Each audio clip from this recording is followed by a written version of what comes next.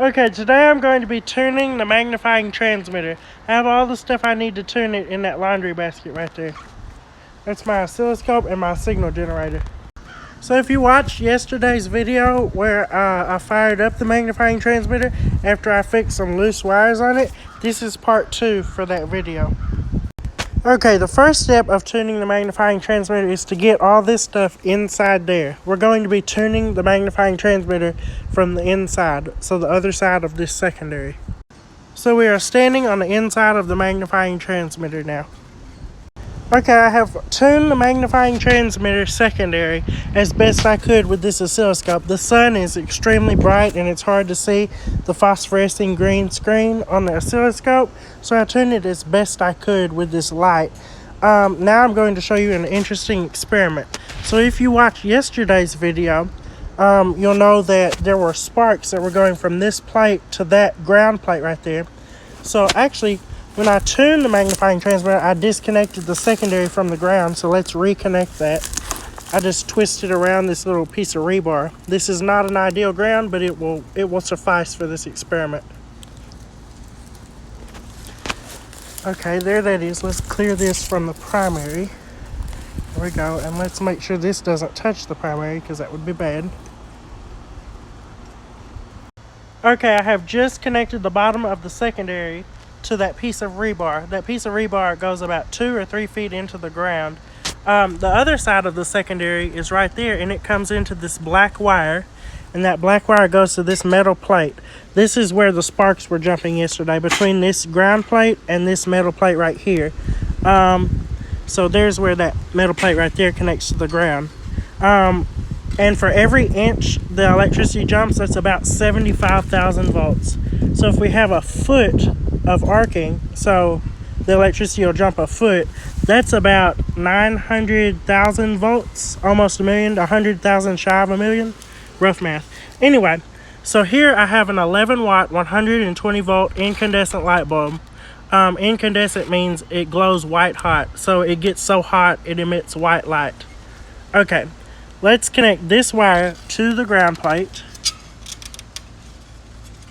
Come on, wire. Okay, that is connected. Now we will connect this wire to this black wire, which goes to the top of the secondary. It's not an ideal connection, but it will work. Let's separate these so we don't get arcing. Okay, it is now later in the day and the sun is beginning to set. So now I can do some experiments and y'all will be able to see it better. Okay, I have actually changed my mind. I am going to put this light bulb between the extra coil. Here's the wire on the extra coil, and between the secondary coil, the top of the secondary coil, which goes from that telegraph insulator all the way over here to there. So in doing this, I can still have the spark plate right there connected, and I can have the light bulb bridging, so every time that sparks, you'll see the light bulb flash or flicker. So I tested this, and I've determined that light socket is bad, so I will be cutting the wires on this and using this one light bulb right here. I believe this is a 40 watt or 25 watt light bulb. If you look inside the bulb, you can tell it's still good because the filament's still there. Okay, I've got the new light bulb and the new socket in place. So this side of the light bulb, or this side of the filament, goes to the top of the secondary coil, which goes around that many times as you see. Then the bottom of the secondary coil is right there, and it's grounded to that piece of rebar right there, which goes about 2 feet into the ground. The other side of this light bulb goes to the entrance, or the first wire, bottom turn of the extra coil, which the top of the extra coil goes right there to that sphere. Okay, let's go fire this up and see what happens.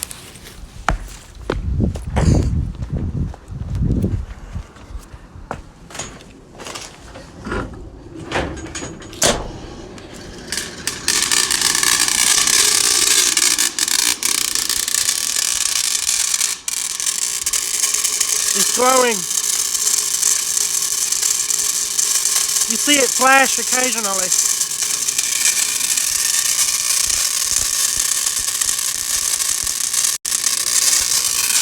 It just flipped my camera around. Hang on.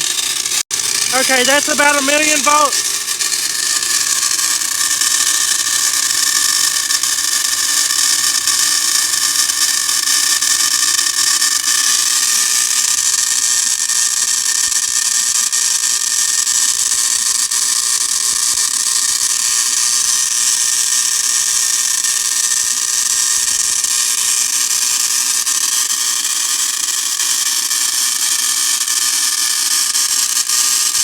Okay, I'm going to try this experiment once more, and I'll get the light bulb lighting from a different angle.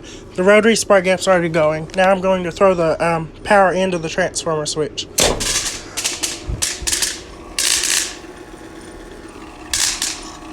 Come on, go.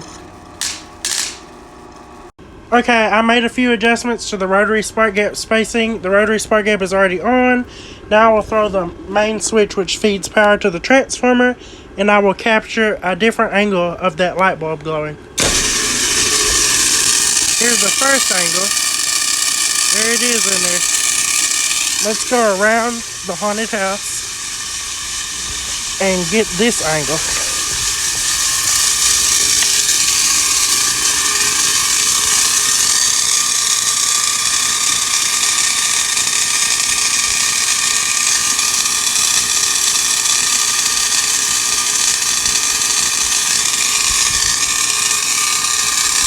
That's 1,000,000 volts flowing through that light bulb, but it's high frequency. That's the difference. Now I will turn on the power transformer with the rotary spark gap off and show the light bulb. Then I will start the rotary spark gap and you'll see the light bulb start flickering. That's with it off, actually. Let's turn on the rotary spark gap.